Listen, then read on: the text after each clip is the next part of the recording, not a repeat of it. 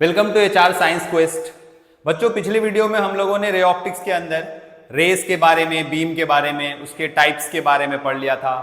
उसके अलावा हम लोगों ने ऑब्जेक्ट समझा था, इमेज समझा था और रिफ्लेक्शन ऑफ लाइट को भी पूरा समझ लिया था कि रिफ्लेक्शन ऑफ लाइट क्या होता है, ठीक है, और उसके लॉस को भी। तो उसी रिफ्लेक्शन ऑफ लाइट पर आज हम लोग कुछ न्यूमेरिकल सॉल्व करेंगे। कुछ बहुत इंपॉर्टेंट न्यूमेरिकल है जो सॉल्व करेंगे हम दोनों मिल करके, ठीक है। चलो, तो सर जो पहला क्वेश्चन है वो क्या है हम लोगों का? पहला क्वेश्चन है, a ray parallel to x axis is incident on a spherical reflecting surface of radius r and the reflected ray become parallel to y axis, right, है ना, as shown. Find the coordinate of the point P। आपसे बोल रहा है एक रे है, incident ray, जो x एक्सिस के साथ पैरेलल है, ये मेरा इंसिडेंट रे, और जो उस यहां पर स्फेरिकल रिफ्लेक्टिंग सरफेस पे आकर के क्या करता है, इंसिडेंस होता है, और उसके बाद जो रिफ्लेक्टेड रे है वो मेरा क्या है, y एक्सिस के साथ पैरेलल है। इसका मतलब इंसिडेंट रे और रिफ्लेक्टेड रे के बीच में जो एंगल है वो कितना है, 90 डिग्री। चलो ठीक है। अब मान लो हम यहां पर एक नॉर्मल ड्रॉ करते हैं, ठीक है, इसके ऊपर एक नॉर्मल ड्रॉ करते हैं। तो क्योंकि ये एंगल ऑफ इंसिडेंस और एंगल ऑफ, अगर हम देखें एंगल ऑफ इंसिडेंस और एंगल ऑफ रिफ्लेक्शन, तो दोनों का सम कितना है, 90 डिग्री है। और हम जानते हैं एंगल ऑफ इंसिडेंस और एंगल ऑफ रिफ्लेक्शन क्या होता है, इक्वल होता है, लॉ ऑफ रिफ्लेक्शन से। तो हम इसको ऐसा लिख सकते हैं 2i is equal to 90, right. यानी कि i का वैल्यू कितना आ जाएगा हम लोगों के पास? हम लोगों के पास i का वैल्यू आ जाएगा 45। तो ये जो मेरा एंगल ऑफ इंसिडेंस है वो मेरा कितना है, 45 है। और यहां एंगल ऑफ रिफ्लेक्शन भी कितना होगा फिर, 45। अब देखो, ये एंगल ऑफ इंसिडेंस अगर 45 है तो ये एंगल भी मेरे को कितना मिलेगा, 45। अब इस पॉइंट का जो x कोऑर्डिनेट होगा वो कौन होगा, x कोऑर्डिनेट ये होगा मेरा, ये जो भी लेंथ होगा वही मेरा x कोऑर्डिनेट है, और y कोऑर्डिनेट ये होगा मेरा। तो अगर हमको x कैलकुलेट करना है तो हम बहुत इजीली अब x कैलकुलेट कर सकते हैं। ये मेरा x है और यही मेरा y कोऑर्डिनेट होगा, इसी का लेंथ। तो x इज इक्वल टू क्या आ जाएगा sir, with angle cos theta. ये रेडियस सर्कल का कितना था, सर्कल का रेडियस हम लोगों को गिवन दिया हुआ है r है, यहां पर देखो, यहाँ रेडियस ऑफ सर्कल तुमको r दिया हुआ। अगर ये r है तो x कोऑर्डिनेट कितना आ जाएगा, r cos 45। और cos 45 का वैल्यू कितना होता है बच्चों, r cos 45 होता है 1/√2, that is equal to x is equal to आ गया हमारे पास r/√2। उसी तरह अगर हमको y कोऑर्डिनेट निकालने बोलता तो क्या आता, y कोऑर्डिनेट हमारा आता r sin 45 with angle cos theta, without angle sin theta, ऐसे सोच के कर लो। तो r sin 45 का वैल्यू अगेन कितना होता है, 1/√2, यानी मेरे पास r आ गया 1/√2। अब देखो x क्योंकि इस साइड है इसलिए यहां पर ही माइनस लगा लेना चाहिए, है ना। यहां पर x को क्या लेना चलना चाहिए, माइनस, क्योंकि ओरिजिन के इस साइड है। यानी कि जो मेरा पॉइंट है उसका कोऑर्डिनेट है -r/√2 और y is equal to r/√2। I hope मेरा बात समझ आ गया। चलो नेक्स्ट न्यूमेरिकल्स की तरफ बढ़ते हैं। सर नेक्स्ट क्वेश्चन क्या है, देखो, a ray parallel to x axis is incident at a point P। एक इंसिडेंट रे है जो इस पॉइंट P पे आके अगेन गिरता है on parabolic reflecting surface and the reflected ray become parallel to y axis. फिर पिछले बार के जैसा ही जो मेरा रिफ्लेक्टेड रे है वो क्या हो चुका है, y एक्सिस के साथ पैरेलल है, और मेरा इंसिडेंट रे x एक्सिस के साथ पैरेलल है। यानी इन दोनों के बीच में एंगल कितना है, 90 डिग्री है। तो मेरा एंगल ऑफ इंसिडेंस और एंगल ऑफ रिफ्लेक्शन कितना होगा, अगेन 45 होगा।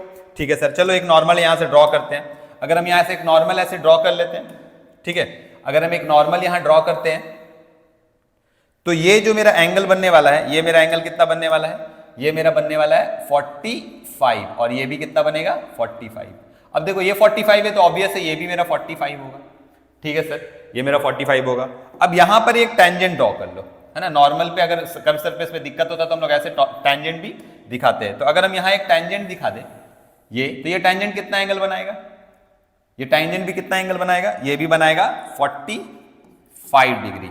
और हम लोग इसकी मदद से क्या कर सकते हैं सर, स्लोप निकाल सकते हैं इस पॉइंट पर। तो मेरा जो स्लोप होगा, स्लोप हम लोग का कितना होगा, स्लोप इज इक्वल टू क्या होता है, tan थीटा। यानी कि tan कितना हो गया हम लोगों के पास, 45 विच इज इक्वल टू 1। यानी मेरे पास m आ चुका है, मेरा m का वैल्यू कितना है, 1 है। अब हम लोगों को इस कर्व का इक्वेशन भी दिया हुआ है, that is y² is equal to 2x। तो चलो इस फंक्शन को हम लोग डिफरेंशिएट मारते हैं विद रिस्पेक्ट टू x, देखते हैं क्या मिलता है, ठीक है ना। Differentiating on both side with respect to x। तो इसको डिफरेंशिएट करेंगे, क्या मिलेगा, 2y dy upon dx। I hope सारे बच्चों को डिफरेंशिएशन तो आता ही होगा, और 12th में आ गए हो। 2x का डिफरेंशिएशन कितना हो जाएगा, 1। तो यहां पर ही देखो 2 dy बाई dx, इसको हम स्लोप ही कहते हैं। तो जो मेरा स्लोप है वो कितना आया हुआ था, 1। तो हम dy बाई dx की जगह कितना पुट कर सकते हैं, 1 इज इक्वल टू 2y। यहां से क्या हो गया 2 और 2 कैंसिल, तो y इज इक्वल टू मेरे पास कितना आ गया 1। अगर मेरे को y मिल गया तो मेरे पास इक्वेशन तो था ही, y square is equal to 2x, यहां पर y का वैल्यू डाल देंगे, 1 का square 1 is equal to 2x, तो x इज इक्वल टू कितना आ जाएगा बच्चों 1/2, यानी कि जो मेरा y एक्सिस है वो है y कोऑर्डिनेट है वो है मेरा कितना 1, इस पॉइंट का y कोऑर्डिनेट 1 है और x कोऑर्डिनेट कितना है हाफ है। आई होप मेरा बात समझ आ गया होगा।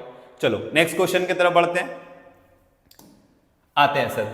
नेक्स्ट क्वेश्चन तो नहीं है, यहां पर एंगल ऑफ डिविएशन के बारे में कुछ बात कर रहा है। एंगल ऑफ डिविएशन किसको कहते हैं, देखो it is the angle between the original direction of the incoming रे एंड और इनकमिंग इंसिडेंस रे and the final direction of the reflected रे, राइट। क्या है sir, it is the angle between the original direction of the incoming रे और incidence रे and the final direction of the reflected रे। समझते हैं, मान लो कोई रे है ऐसे आ रहा है, ठीक है, कोई रे ऐसे आ रहा है, यहां से ले लेते हैं, कोई रे ऐसे आ रहा है सपोज, और आते आते ऐसे मुड़ गया, इस तरफ डाइवर्ट हो गया, जबकि उसको जाना किधर चाहिए था, ऐसे सीधा जाना चाहिए था।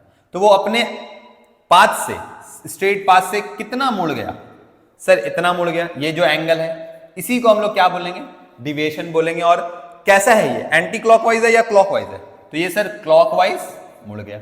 मान लो कोई रे है ऐसा आ रहा था, ठीक है, फिर ऐसे मुड़ा, ठीक है, फिर ऐसे मुड़ गया।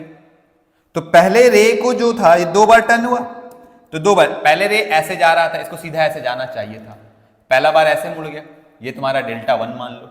फिर उसको ऐसे सीधा जाना चाहिए था, फिर वो ऐसे जाना लगा, तो ये इसको ऐसे जाना चाहिए था, लेकिन फिर वो अगेन मुड़ गया, तो ये तुम्हारा क्या हो गया डेल्टा 2, 2 बार हुआ डिविएट अपने पाथ से।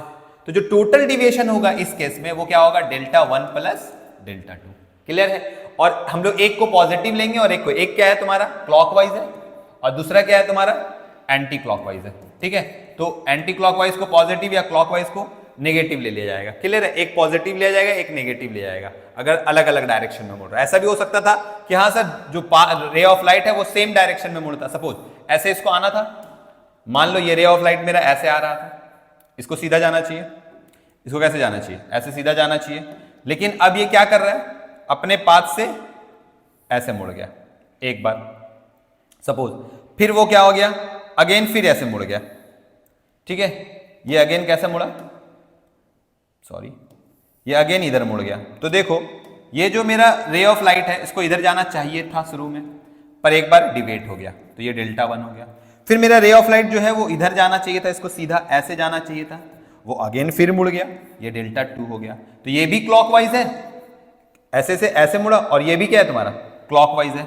तो मेरा जो नेट डिविएशन आएगा, जो डेल्टा नेट आएगा वो क्या होगा डेल्टा 1 प्लस डेल्टा 2। यहां क्या करना होगा मेरे को डेल्टा 1 माइनस डेल्टा 2, क्योंकि एक पॉजिटिव था और एक नेगेटिव था, तो डेल्टा 1 माइनस मान लो डेल्टा 2, एक को पॉजिटिव लेना है एक को नेगेटिव ले लेना है। क्लियर है मेरा बात, ठीक है, ये तुम्हारा डेल्टा नेट आ गया। तो डिविएशन का कुल मिला के मतलब क्या हो रहा है कि कोई रे अपने पाथ से कितना मुड़ जाता है या कितना डिवेट हो जाता है, यही क्या है तुम्हारा एंगल ऑफ डिविएशन है। अब रिफ्लेक्शन के अंदर इसको अगर हम समझे, रिफ्लेक्शन के अंदर अगर हम समझे तो देखो मान लो कि तुम्हारा कोई ये प्लेन मिरर है, ठीक है, ये एक प्लेन मिरर है मान लो, समझ रहे हो, ये एक प्लेन मिरर है।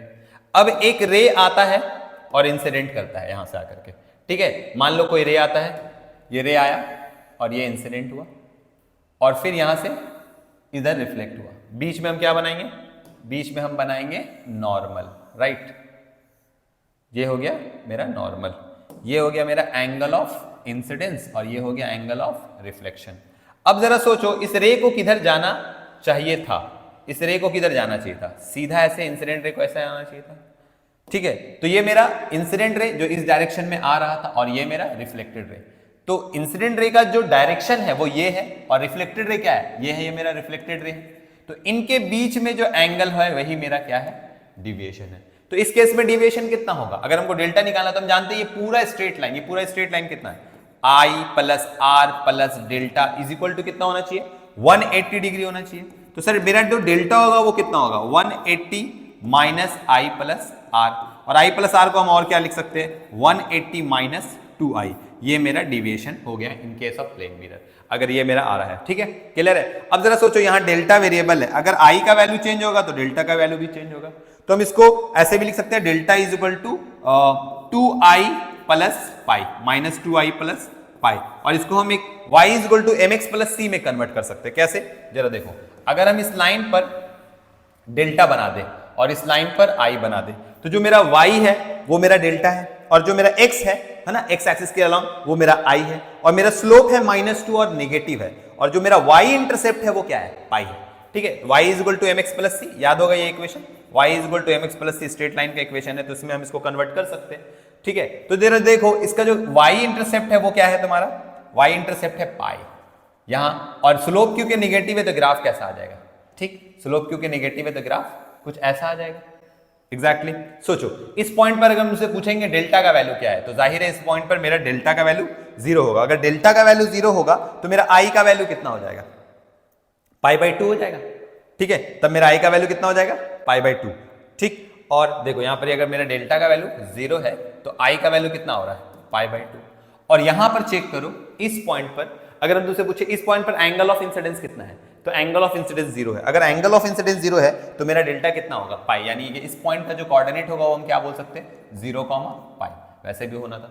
ठीक है, यानी कि जब मेरा एंगल ऑफ इंसिडेंस 90 होता है तो डिविएशन क्या होता है, 0। जरा सोच के देखो, अगर एंगल ऑफ इंसिडेंस मेरा कितना हो जाए 90, सपोज अगर एंगल, ये मेरा सरफेस है, ठीक है, तो अगर एंगल ऑफ इंसिडेंस मेरा 90 हो, यानी कि अगर हम यहां पर ही सरफेस पे जब भी नॉर्मल बनेगा कुछ ऐसा बनेगा, और मेरा रे ऐसे आ रहा है, ऐसे आ रहा है। ठीक है, तो अगर मेरा रे ऐसे आ रहा है तो ये डिविएट थोड़ी करेगा, इस तरफ चला जाएगा, सिंपल सा लॉजिक है। मेरा रे डिविएट नहीं करेगा, इस तरफ कहां, ऐसे पार हो जाएगा, ऐसे सोचो, ऐसे आएगा और ऐसे चला जाएगा। और इस इंसिडेंस को हम लोग ग्रेजिंग इंसिडेंस भी बोलते हैं। क्या कहते हैं इस तरह को, ग्रेजिंग इंसिडेंस भी बोला जाता है, राइट, इंसिडेंस। ठीक है, और अगर मेरा एंगल ऑफ इंसिडेंस 0 हो जाए तो मेरा जो एंगल ऑफ इंसिडेंस अगर 0 होगा तो ऑब्वियस है मेरा डिविएशन कितना दिखला रहा है, 0 के साथ डिविएशन है मेरा पाई। जरा देखो, मान लो ये वाला मेरा सरफेस है, अगर एक रे ऑफ लाइट आता है ऐसे सीधा गिरता है, ठीक है, ये मेरा सरफेस है, तो जो मेरा रिफ्लेक्टेड रे होगा वो कैसा होगा, मेरा रिफ्लेक्टेड रे ऑब्वियस है रिटर्न जाएगा सीधा, ऐसे सीधा रिटर्न जाएगा टकराने के बाद। ठीक है, इस पाथ पे ऐसे सीधा चला जाएगा। तो सर इंसिडेंस रे और रिफ्लेक्टेड रे के बीच का एंगल कितना बन रहा है, यहां पर ही इंसिडेंस 0 था तो पाई बन रहा है, और डिविएशन का फॉर्मूला हम वैसे भी जानते हैं, 2π माइनस 2i, अभी हम लोग पढ़े थे, सॉरी, पाई माइनस 2i। ठीक है, तो डेल्टा इज इक्वल टू क्या होगा, पाई माइनस 2i। तो इंसिडेंस मेरा कितना है, 0 है, तो पाई माइनस 2 इंटू 0, यानी कि मेरा डेल्टा कितना आ गया सर, पाई। यानी कि अगर कोई रे सीधा करके गिरता है तो रे सीधा रिटर्न जाता है, तो एंगल ऑफ इसको जाना ऐसे चाहिए था लेकिन वो रिटर्न मुड़ के गया, तो ये जो मेरा इंसिडेंस होगा वो कितना के इक्वल होगा, 180 के इक्वल होगा। आई होप मेरा बात समझ आ गया। अगर आप डिविएशन समझ चुके हो तो आगे हम लोग कुछ क्वेश्चंस करते हैं, राइट। पहला क्वेश्चन आ जाओ, बोल रहा है फाइंड द नेट डिविएशन। इस केस में यहां पर एक रे है जो आकर के 30 डिग्री से इंसिडेंस करता है, और इन दोनों मिरर के, ये एक मिरर है M1, ये एक मिरर है M2, इन दोनों का बीच का जो एंगल है वो कितना है, 40 डिग्री है, और एक रे आता है इंसिडेंट करता है एट एन एंगल 30 डिग्री। अब तुमसे कहता है फाइंड द नेट डिविएशन। तो जरा देखो यहाँ पर डिविएशन कितना बार हो रहा है। सबसे पहले सोचो, अगर हम देखें तो ये मेरा जो इंसिडेंट रे है, ये जो मेरा इंसिडेंट रे है 30 डिग्री पर आएगा, रे ऑफ लाइट मेरा क्या करेगा, सबसे पहले रिफ्लेक्ट करेगा, है ना, एक रे ऑफ लाइट मेरा क्या करेगा, रिफ्लेक्ट करेगा और यहां चला जाएगा, और उसका एंगल ऑफ इंसिडेंस कितना होगा, रिफ्लेक्शन कितना होगा, ऑब्वियस है ये वाला एंगल भी मेरा 30 डिग्री बनेगा। जहां पर ही रे ऑफ लाइट टकराएगा वहां पर ही हम फिर क्या ड्रॉ करेंगे, एक नॉर्मल ड्रॉ करेंगे। ये मेरा क्या आ गया, एक नॉर्मल आ गया, कोई शक नहीं। सर इस केस में एंगल ऑफ इंसिडेंस कितना होगा, जरा तुम ही देखो जोड़ करके, ये 40 है, ये 30 60 हो गया, और ये कितना होगा 60, यानी कि यहां पर ही जो बन रहा है 120 plus 40 which is equal to 160, और ये हो गया 20। ठीक है, 180 अंदर वाला हो गया। अगर ये 20 है तो ऑब्वियस है ये वाला एंगल कितना होना चाहिए, ये वाला एंगल हम लोगों का होना चाहिए 70 डिग्री। ठीक है, अब मेरा रे ऑफ लाइट कहां जाएगा, नेक्स्ट इस सरफेस पे आके टकराएगा।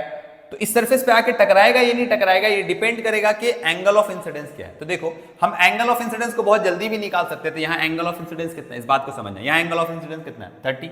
तो अगर ये एंगल ऑफ इंसिडेंस 30 है और इन दोनों के बीच का एंगल 40 है, तो इन दोनों को ऐड कर दो, नेक्स्ट वाले सरफेस पे तुमको क्या मिल जाएगा, इंसिडेंस एंगल मिल जाएगा। अगर ये 30 है ये 40 है तो वहां पर ये एंगल कितना होना था 70। अब मान लो ये रे इस मिरर के आगे इसको एक्सटेंड कर लो, इस पे आकर के गिरता है या नहीं, तो इस पे जब आके गिरेगा तो एंगल ऑफ इंसिडेंस कितना होगा, एंगल ऑफ इंसिडेंस होगा ये इंसिडेंस और प्लस 40, तो 70 plus 40 which is equal to 110, और एंगल ऑफ इंसिडेंस कभी भी 110 नहीं हो सकता, इसीलिए इसके बाद रे सरफेस पे आकर के नहीं गिरेगा। क्लियर है मेरा बात, मतलब इसके बाद रे ऐसे बाहर निकल जाएगा। तो मेरा जो रे ऑफ लाइट है वो कितना बार डिवेट किया, जरा देखो। सबसे पहले रे ऑफ लाइट को सीधा ऐसे जाना चाहिए था, तो एक बार ऐसे डिवेट कर गया, ठीक है, ये मेरा क्या हो गया डिवेशन डेल्टा 1। और हम लोग डेल्टा 1 आराम से निकाल सकते हैं। डेल्टा 1 को क्या कह सकते हैं sir, delta 1 is equal to pi minus 2i। तो पहला इंसिडेंस कितना था 2i, ये लगा लेंगे तो पाई माइनस 2 इंटू 30, राइट। तो पाई माइनस 2i 30 मतलब हो गया मेरा कितना, पाई माइनस, पाई को क्या लिखो 180 लिख लो, ठीक है 180 लिख लो इसको। तो 180 माइनस 2i यानी 180 minus 2 into 30 which is equal to 180 minus 60 which is equal to 120 degree. ये मेरा डेल्टा 1 आ गया, पहला डिविएशन। दूसरा डिविएशन देखो तो रे ऑफ लाइट कैसे आ रहा है, इस रे ऑफ लाइट को फिर सीधा ऐसे जाना चाहिए था, लेकिन वो अपने पास से फिर कैसे मुड़ गया, यहां मुड़ गया, यानी ये मेरा डिविएशन है डेल्टा 2। और ये कैसा है क्लॉकवाइज, ठीक है, ये मेरा कैसा है क्लॉकवाइज। पहला वाला मेरा कैसा था, ये एंटी क्लॉकवाइज था, और दूसरा वाला मेरा कैसा है क्लॉकवाइज। तो ये जो डिविएशन है वो कितना होगा, तो यहां पर एंगल ऑफ इंसिडेंस कितना है, तो मेरे को डेल्टा 2 निकालना होगा। डेल्टा 2 इज इक्वल टू हम लिख सकते हैं 1 minus 2i which is equal to 1 minus i का वैल्यू मेरा कितना है यहाँ पर 70, तो 70 और प्लस 70 ये मेरा आ गया, कितना हो गया 70 प्लस 70 140, तो मेरा एंगल कितना हो गया 180 माइनस 140 यानी कि 40 डिग्री, ये मेरा डेल्टा 2 आ गया। अब मेरा जो नेट डिविएशन होगा, नेट डिविएशन होगा वो क्या होगा साहब, डेल्टा 1 प्लस डेल्टा 2, लेकिन एक को हम लोग नेगेटिव लेंगे, तो ये मेरा कितना आ गया 120 माइनस कितना कर लिए 40, तो आ गया हमारे पास कितना 80 डिग्री एंटी क्लॉकवाइज। किससे चला है ये, एंटी क्लॉकवाइज। क्लियर है, तो डेल्टा नेट जो मेरा आया है वो है 80 डिग्री एंटी क्लॉकवाइज। आई होप मेरा बात समझ आ गया होगा 100%। आगे बढ़ते हैं सर, नेक्स्ट क्वेश्चन। आओ, क्या बोल रहा है, two plane mirror are inclined to each other such that the ray of light incident on the first mirror, ये मेरा फर्स्ट मिरर है और ये मेरा सेकंड मिरर है। Two plane mirror are inclined to each other such that the ray of light incident on the first mirror M1 and parallel to the second mirror M2 is finally reflected from the second mirror M2 parallel to the first mirror, then angle between the two mirror. तुमसे पूछ रहा है कि sir पहला एक रे है जो आकर के कहां गिरता है, आकर के गिरता है M1 पे। क्लियर है मेरा बात, two plane mirror are inclined to each other such that a ray of light incident on the first mirror M1 and parallel to the second mirror, जो ray of light आ करके गिर रहा है वो क्या है साहब, वो कैसा है समझो, जो ray of light आके गिर रहा है वो इससे पैरेलल है ऐसा कुछ, ठीक है, इसके लगभग पैरेलल कुछ ऐसा आएगा, ठीक है, इसको थोड़ा और दूर बना लेते हैं, ठीक है, ये इसके पैरेलल आ रहा है कुछ ऐसा आकर के इंसिडेंट होता है इस पॉइंट पर, ठीक है, जिस पॉइंट पर इंसिडेंट होगा वहां हम लोग क्या बनाएंगे, नॉर्मल बनाएंगे। ये मेरा नॉर्मल बन गया, ये मेरा आता है, ठीक है, ये नॉर्मल बन गया। उसके बाद देखो क्या बोल रहा है, and parallel to the second mirror is finally reflected from the second mirror parallel to the first mirror, यानी कि अब ये रिफ्लेक्ट करके किधर जाएगा, ऑब्वियस है इधर जाएगा, रिफ्लेक्ट करके किधर जाने वाला है, ये मेरा रे इधर जाएगा रिफ्लेक्ट कर करके, ये मेरा रिफ्लेक्ट हुआ, और रिफ्लेक्ट होने के बाद जब ये फाइनली रिफ्लेक्ट होता है, एक बार रिफ्लेक्शन हुआ, उस मिरर M2 से रिफ्लेक्शन होता है, तो ये M1 के क्या है पैरेलल है, राइट, ये लगभग M1 के पैरेलल है। तो तुमसे पूछ रहा है sir the angle between the two mirror, इसको तो ऐसे यहीं पर ही बनाया जा सकता है, ये वाला एंगल पूछ रहा है।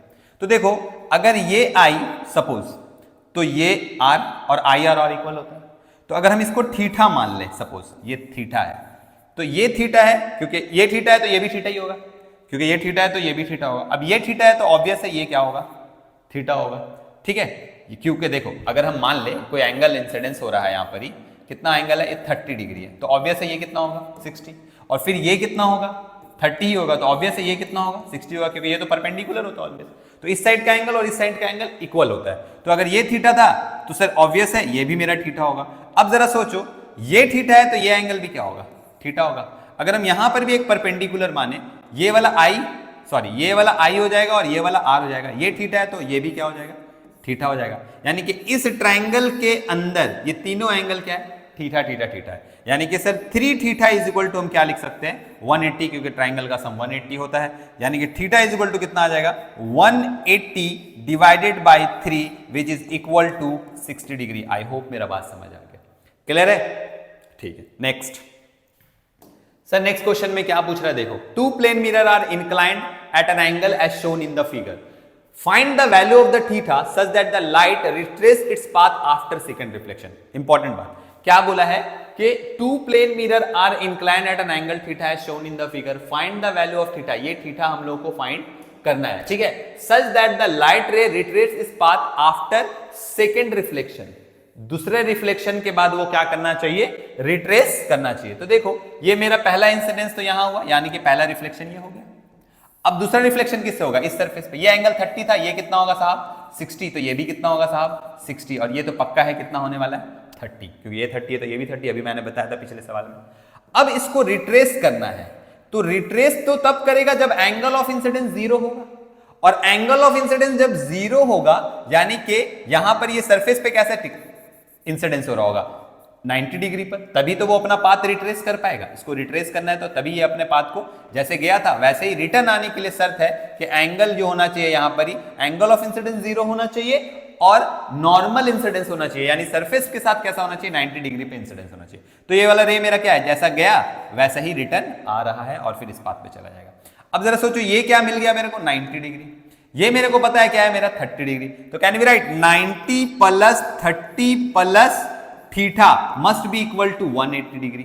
तो यहां पर ये थीटा इज इक्वल टू कितना आ गया 180, 90 plus 30 which is equal to 120, so theta will be what, theta is equal to 60 degree. तो ये वाला एंगल भी कितना आ गया मेरे पास 60 डिग्री। आई होप मेरा बात समझ आ गया हो। क्या देखते हैं, समझते हैं सर क्या बोल रहा है। Two plane mirror are inclined at an angle theta as shown in the figure, find the value of theta such that the light ray retraces its path after third reflection. 3 reflection के बाद क्या करना चाहिए, path फिर retrace करना चाहिए। तो ये मेरा पहला क्या है सर, मेरा पहला इंसिडेंट रे है, ठीक है सर। ये 20 है तो ऑब्वियस है ये कितना होगा 70। अब यहां से जो रिफ्लेक्ट करने वाला रे होगा वो कितने पे जाएगा 70 पे जाएगा, एंगल ऑफ है ना।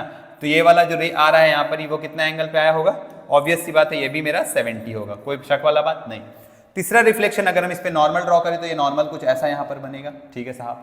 अब ये जो मेरा तीसरा रिफ्लेक्शन होगा, जो तीसरा रिफ्लेक्शन के बाद रिट्रेस करने बोल रहा है पाथ, यानी कि वो नॉर्मल इंसिडेंस होगा, यानी उस वक्त एंगल ऑफ इंसिडेंस कितना होना चाहिए, उस वक्त एंगल ऑफ इंसिडेंस 0 डिग्री होना चाहिए। ये मेरा नॉर्मली इसके ऊपर आके इंसिडेंस करेगा, यानी मेरे को ये एंगल पता चल गया है, यहां पर ही कितना है साहब 90 डिग्री है, तभी तो रिट्रेस करेगा। एंगल ऑफ इंसिडेंस 0 हो रहा, आया ऐसे जाएगा ऐसे, फिर पूरा रिट्रेस कर जाएगा अपने पाथ को, ठीक है। ये पाथ को फिर से अपना ऐसे बाहर निकल जाएगा। तो ये मेरे को मालूम चल गया 90। अब जरा सोचो, क्योंकि ये नॉर्मल इंसिडेंस है इसके ऊपर और ये भी नॉर्मल है, तो ये दोनों पैरेलल है। हाँ, ये दोनों अगर पैरेलल है, ये कितना है अपना, ये 70 है, तो ऑब्वियस है ये भी पूरा कितना होगा 70, और अगर ये पूरा 70 है तो यानी कि ये होगा 35, ये होगा 35, क्योंकि आई और आर हमेशा इक्वल होता है। ये इंसिडेंस हो गया, ये रिफ्लेक्शन हो गया। अब ये वाला जो तुम बनाए हो यहां पर जो लाइन है, इसको देखो, इसको हम दूसरा कलर से बना रहे हैं, ठीक है। मान लो ये वाला जो तुम्हारा लाइन है, कौन सा लाइन, रेड कलर ले लेते हैं। ये वाला जो मेरा लाइन है, ये जो मेरा परपेंडिकुलर था, ये वाला मेरा कितना है इस वाइट के साथ 90 डिग्री, तो ये पूरा 90 है, ये 35 है, तो ये 90 माइनस 35 कितना हो गया, 90 माइनस 35 हो गया तुम्हारा ये वाला एंगल 55, और ये मेरा थीटा है और ये मेरे को मालूम चल गया। Now we can write theta plus 55 plus 90 is equal to 180। सुंदर। तो थीटा इज इक्वल टू कितना आ गया साहब 180 माइनस 95 प्लस 50, 145, एंड 145 का मतलब हो गया यहां से 180 से घटने के बाद 35। तो ये जो एंगल होना चाहिए था वो कितना होना चाहिए था 35। होप मेरा बात चमक गया होगा। ये दोनों मिरर था, ठीक है, ये मिरर था, इससे घबराना नहीं है। तो मेरा बात चमका होगा अच्छे से। आगे बढ़ते हैं सर नेक्स्ट सवाल की तरफ। ठीक है साहब, ये देखिए तुम्हारा नेक्स्ट क्वेश्चन आ गया। Two plane mirror are inclined to each other. दो प्लेन मिरर है, दोनों एक दूसरे के ऊपर इंक्लाइन है at an angle 30 to each other. A ray of light is incident at an angle of 40 degree to the mirror M1। Find the total angle of deviation. Total deviation बोल रहा है of the ray after third successive reflection, यानी 3 बार यहाँ पर reflection छूटा हुआ है, ठीक है। 3 बार डिविएशन होने के बाद, 3 बार रिफ्लेक्शन होने के बाद जो डिविएशन आएगा वो क्या आएगा। तो चलो निकालते हैं एकदम इत्मीनान से। सर पहला रे है मेरा कितना, एंगल ऑफ इंसिडेंस 40 है, यानी ये वाला मेरा एंगल कितना होगा 50, तो ये जाएगा भी कितना पे 40 पे भी जाएगा। तो चलो सर आप ये लेके जाते हैं हम लोग यहाँ पर ही 40 पे। अब इस जगह पे मेरा क्या बनेगा, नॉर्मल बन जाएगा, ठीक है साहब, नॉर्मल बन जाएगा। अब यहाँ पर ही जहाँ नॉर्मल बना है, या तुम दूसरे कलर से ले लो ज्यादा बेहतर लगेगा, ठीक है। ये वाला मेरा इंसिडेंस हो गया, ये वाला मेरा रिफ्लेक्टेड रे हो गया, इसको जाना इधर चाहिए था और ये मुड़ के इधर गया। अब उस जगह पे मेरे को क्या बनाना पड़ेगा, फिर से एक नॉर्मल बनाना पड़ेगा। चलो यहाँ पर ही हम नॉर्मल ड्रॉ करते हैं इस सरफेस के लिए। तो हम इस सरफेस के लिए एक नॉर्मल ड्रॉ किए। तो ये जो एंगल मिल रहा है यहाँ पर ही, ये जो एंगल है ये है तुम्हारा कितना 10 डिग्री। कितना बनेगा 10 डिग्री, और फिर ये 10 डिग्री से आकर के यहाँ पर ही इंसिडेंस करेगा। ये भी कितना होगा, 10 होगा, और ये भी 10 होगा। सर आपको कैसे मालूम 10 होगा, जरा सोच के देखो। ये 40 है, हम क्या करते हैं इंसिडेंस एंगल, क्योंकि रे अंदर की तरफ आ रहा है इसमें, तो ये अगर 40 है तो इस 40 से हम माइनस कर लेंगे 30, और यहाँ पर मेरे को 10 मिल जाएगा। और जबकि रे जब बाहर जा रहा था तो हम ऐड कर रहे थे नेक्स्ट इंसिडेंस एंगल निकालने के लिए, तो यहाँ का इंसिडेंस 40 है। अब अगला इंसिडेंस कितना होगा, तो अगला इंसिडेंस निकालने के लिए इस वाले इंसिडेंस से अंदर का एंगल को माइनस कर देंगे। ये एक ट्रिक है कि 40 माइनस 30 किया वो 10 आ गया। और अगर तुम लॉजिकली भी देखना चाहते हो तो सोच के देखो, ये वाला 40, ये वाला 40, ये 50, ये अगेन 40 होगा, और ये कितना होगा 50 होगा। ऑब्वियस है सर, ये 50 है, ठीक है, ये 50 है, और ये 30 है, ये 180, ये 80 हो गया। तो ये वाला पूरा जो एंगल होना चाहिए था वो कितना होना चाहिए था, ये पूरा एंगल होना चाहिए था, यहां से यहां तक का जो एंगल होना चाहिए था 100। तो देखो ये अगर 100 है तो ये परपेंडिकुलर है, तो ऑब्वियस है ये 10 होगा, ये 10 है तो ये भी 10 हो गया।